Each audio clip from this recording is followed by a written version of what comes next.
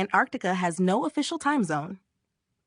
Have you ever wondered what it's like to live in a place where time doesn't follow the usual rules? Well, that's exactly what happens in Antarctica. Unlike every other place on Earth, this frozen continent has no official time zone. It's a unique phenomenon, and it's one of the many oddities that make Antarctica so fascinating. You might think that time would be important in such a desolate, remote place where survival and precision are crucial. And yet, Antarctica doesn't play by the usual standards. There are no official time zones here, no Greenwich Mean Time or anything like that.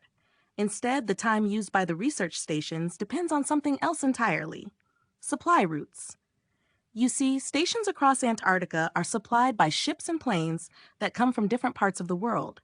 Some stations use the time zone of their home country. Others use the time zone of the closest supply route, or even the time zone that matches the time zone of the country providing the supplies.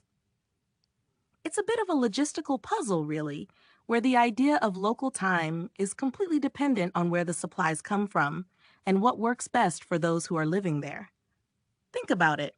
There are research stations where scientists live for months on end, and their schedules are set by whatever time zone fits the delivery of their food, equipment, and fuel.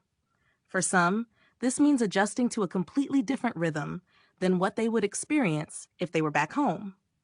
And during the long polar nights or endless daylight of summer, that can be more challenging than it sounds. So if you're planning on visiting Antarctica, don't expect the typical 24-hour day to match up with the time on your watch.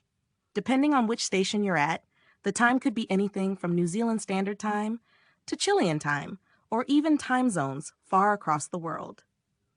It's a reminder of how adaptable humans are, how we can make do, even in the most extreme conditions, by simply following the path that makes the most sense for us. If you enjoyed this story, don't forget to like, share, and subscribe to help the channel grow.